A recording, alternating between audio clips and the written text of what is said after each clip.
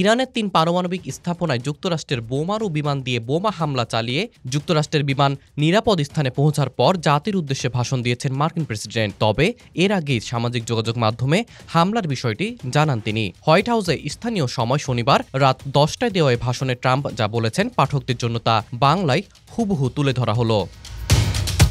ধন্যবাদ। কিছুক্ষণ আগে মার্কিন সামরিক বাহিনী ইরানের ৩টি গুরুত্বপূর্ণ পারমাণবিক স্থাপনা ফোর্দা, নাতাঞ্জ এবং ইস্পাহানে বড় আকারে নিখুঁত হামলা চালিয়েছে।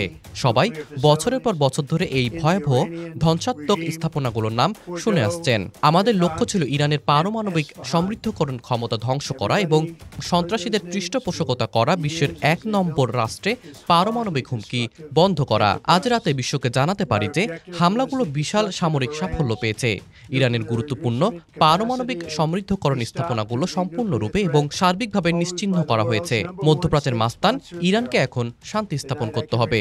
যদি তারা তা না করে তাহলে ভবিষ্যতের আক্রমণ অনেক বড় এবং অনেক সহজ হবে। আমেরিকার মৃত্যু ও ইসরায়েলের মৃত্যুর কথা ইরান গত ৪০ বছর ধরে বলে আসছে। তারা আমাদের জনগণকে হত্যা করছে, হাত উড়িয়ে দিচ্ছে, রাস্তার পাশে বোমা মেরে পা উড়িয়ে দিচ্ছে। এটাই ছিল তাদের বিশেষত্ব। আমরা ১,০০০-এরও বেশি মানুষকে হারিয়েছি। মধ্যপ্রাচ্য এবং বিশ্বজুড়ে লাখ লাখ মানুষ তাদের ঘৃণার ফলস্বরূপ মারা গেছে। বিশেষ করে তাদের জেনারেল কাসেম সোলাইমানির হাতে অনেক মানুষ নিহত হয়েছে। আমি অনেক আগে সিদ্ধান্ত নিয়েছিলাম যে আমি এটা হতে দেব না, এটা আর চলবে না।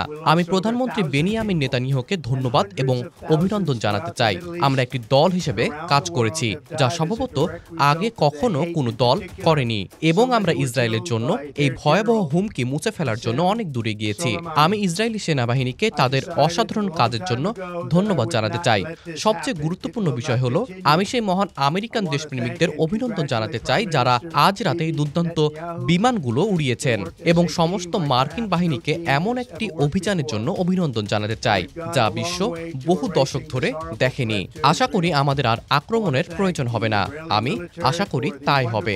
আমি জয়েন্ট চিফ অফ স্টাফের chairman general Dan Razin Caine এবং এই আক্রমণে জড়িত সামরিক সব প্রতিভাবানকে অভিনন্দন জানাতে চাই। যা যা বললাম তা এখানেই শেষ। হয় শান্তি আসবে, নয়তো ইরানের জন্য গত ৮ দিনে আমরা যা দেখেছি তার চেয়ে অনেক বড় ট্র্যাজেডি হবে। মনে রাখবেন, এখনো অনেক লক্ষ্যবস্তু বাকি আছে।